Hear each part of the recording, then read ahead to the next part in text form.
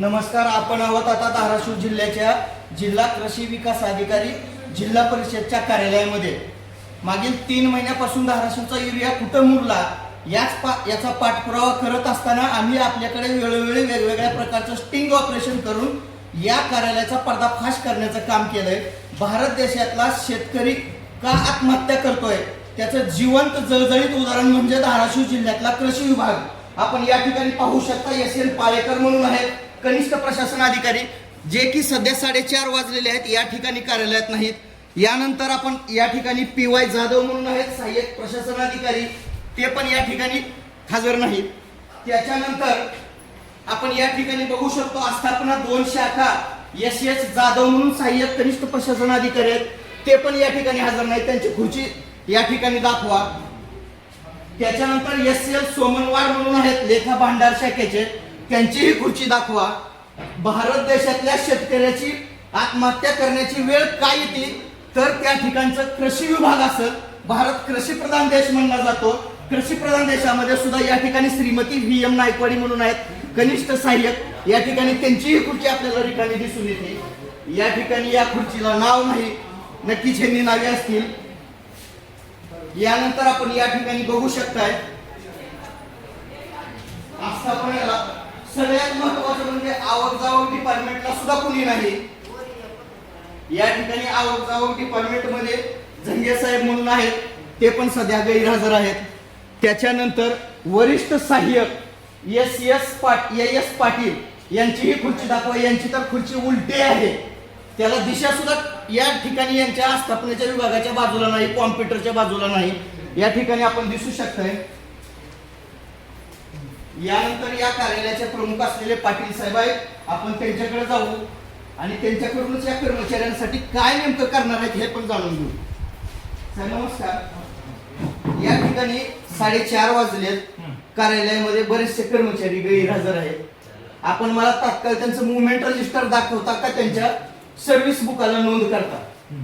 काय करता फक्त मला तेवढं उत्तर द्या. कोण नाही आपण उठून बघितलं तरी समजेल साहेब. जवळपास या ठिकाणच्या निम्या खुर्च्या रिकाम्या आहेत.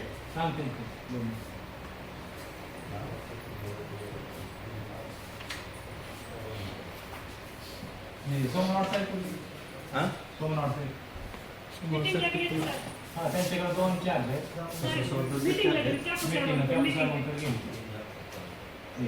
साहेब आजारी काय दिवस बघायला मिळत. बाकीची पण आहेत आणखी तिथे 2 जाधव कोणतरी आहेत, पी.एस. आणि ए.एस. का कोणतरी 2 जाधव आहेत, ती पण गैरहजर आहेत. आता आपण नव्हतं साहेब आपल्या याच्यावर मी आलो विषय असे नव्हते. व्हिडिओ कॉन्फरन्स आहे ना, तसं काय नोंद आहे का तिथं मुवमेंट रजिस्टरला? खाली जीडी जायला नसते. दुसऱ्या ऑफिसला बरं, मी एक निवेदन दिलं साहेब आपल्याकडे. धाराशिव जिल्ह्यातल्या ज्या कृषी दुकानदारावर आपण निलंबनाची कार्यवाही केली त्यांच्यावर कुणाला असा गुन्हा नोंद झालाय का? गुन्हा नोंद फक्त एसओ ऑफिस करू शकतं, हे ऑफिस करू शकतं. बर. आणि आपण काल परवा मी तुम्हाला एक फोनद्वारे एक सुद्धा संपर्क साधला होता. 7,883 मेट्रिक टन खत शिल्लक आहे म्हणून आपण उत्तर दिलं. ती खत कुणाला विकला याची मी माहिती मागितली होती. ती न करता ती माहिती तर दिलीच नाही. परत पण आपण प्रेस नोट काढली की 5,500 मेट्रिक टन मागवले आणि त्यातला बराचसा खत हा जवळपास माझ्या माहितीनुसार 2600 टन काहीतरी काल एक परवा खत आला असेल अंदाजे.